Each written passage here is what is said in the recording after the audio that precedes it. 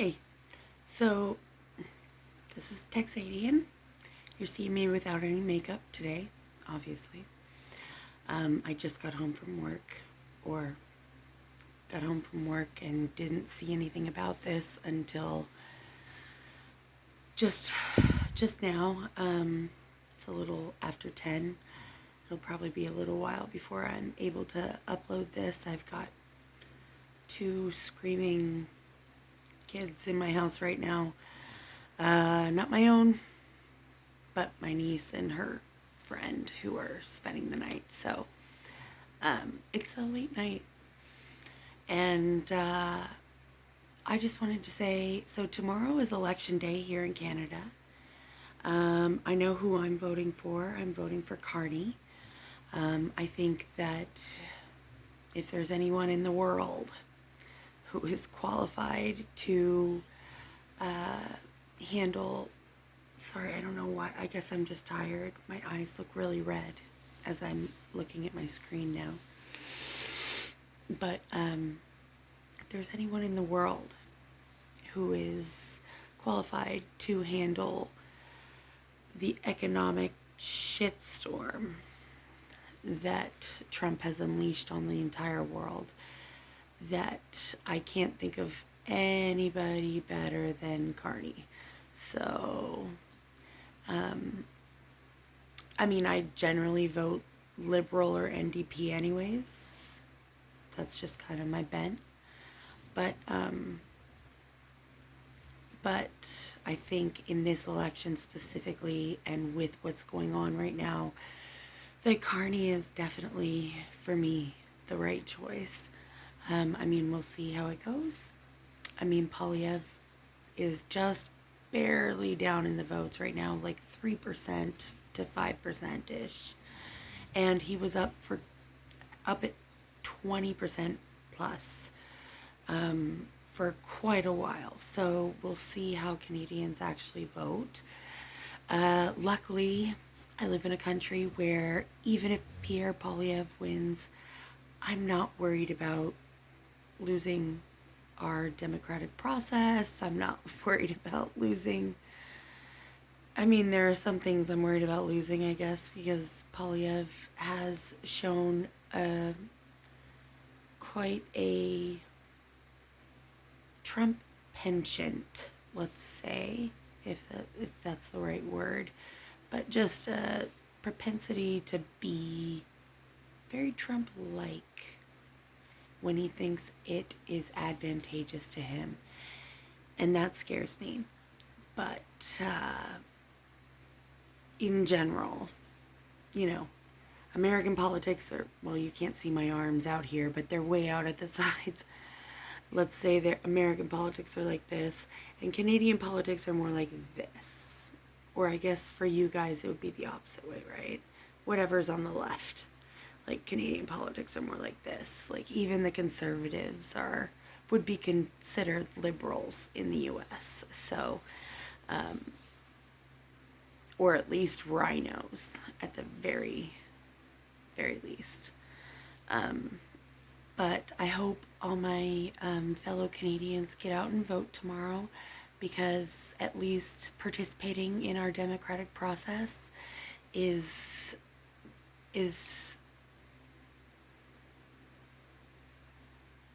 proof that democratic processes still work and that they can still be undertaken in this age of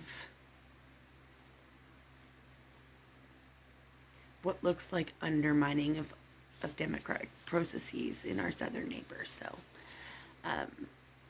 now I've voted in 2 Canadian elections before.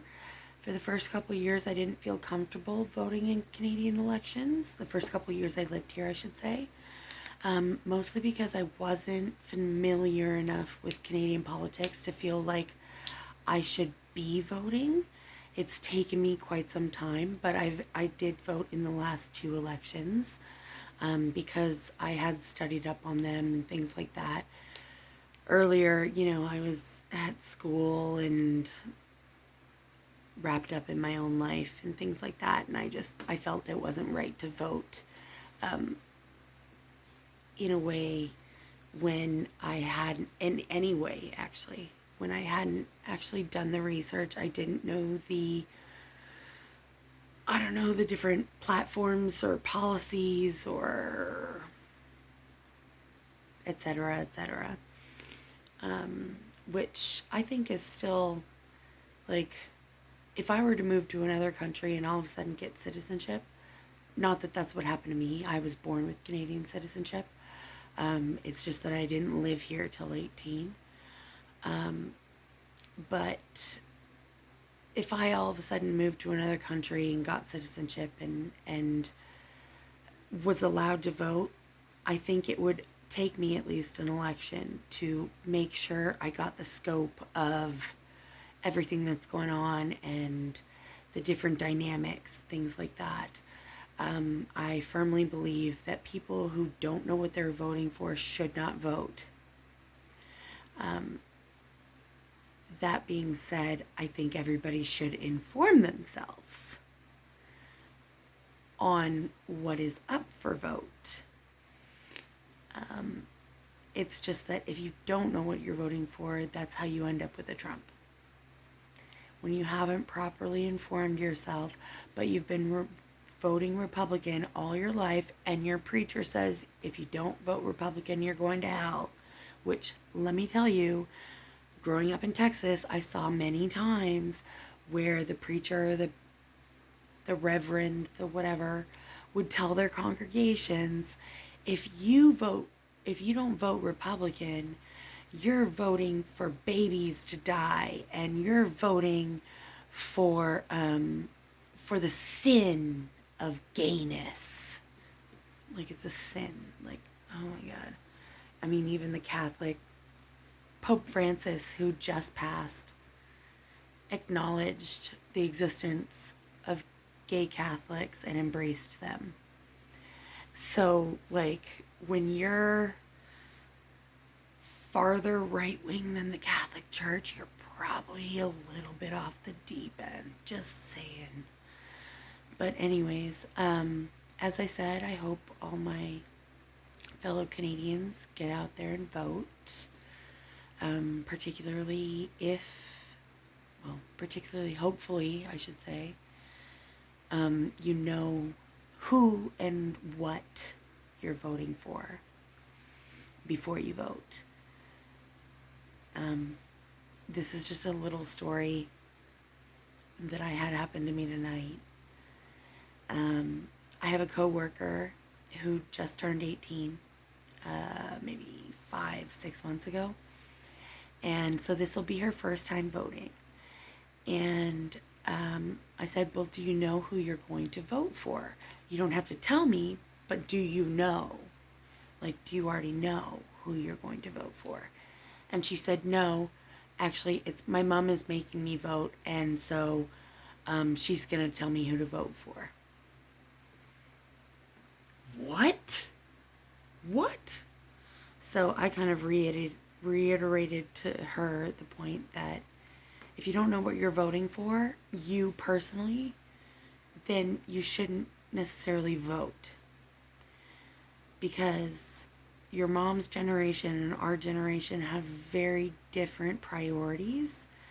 They're looking at, and not to say that everybody's priorities aren't valid and should be respected, but the way that politicians understand their jobs, especially in a country like Canada where it's not quite as partisan as the US, where it's just you're right or you're left. It's more like what policies are going on. Like, we can form coalitions between the different parties and things like that.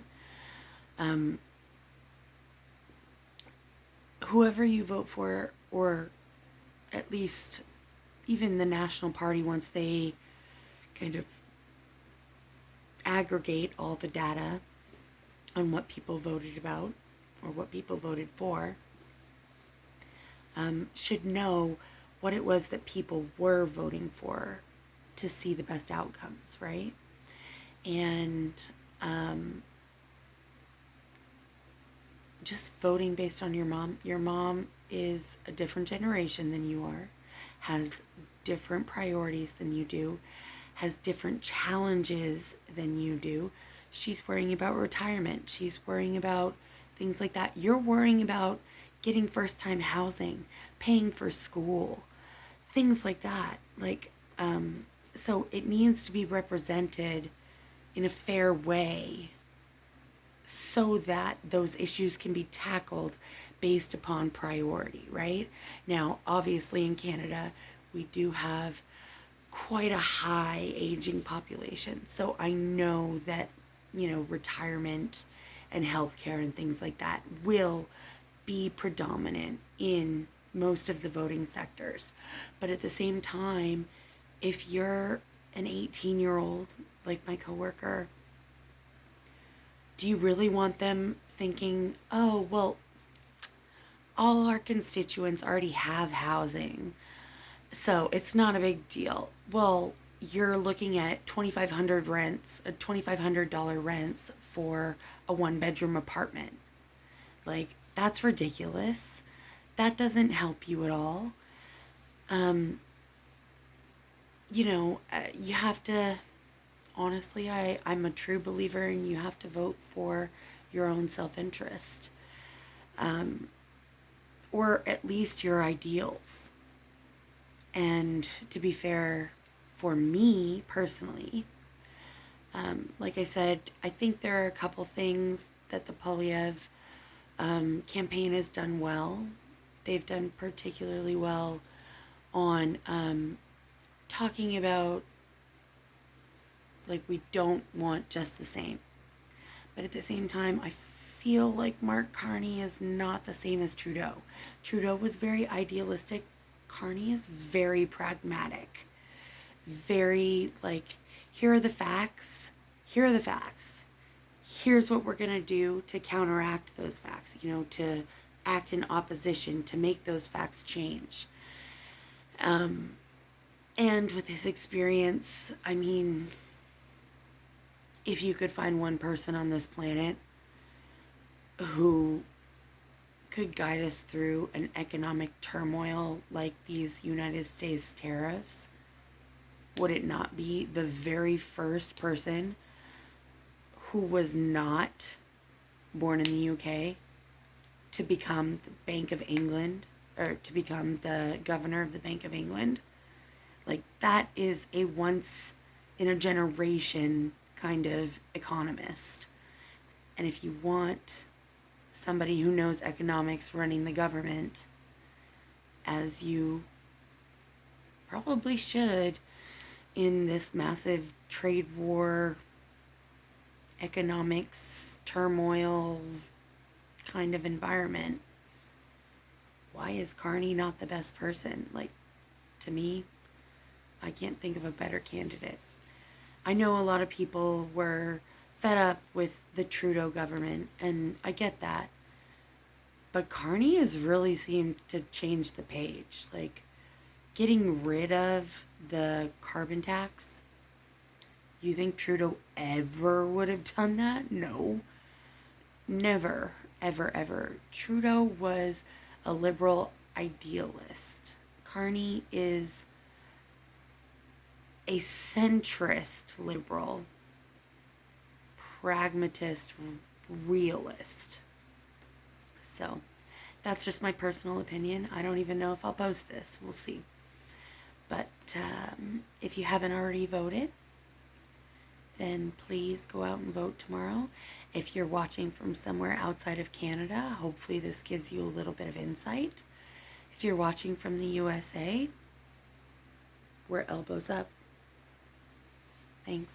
Have a great night.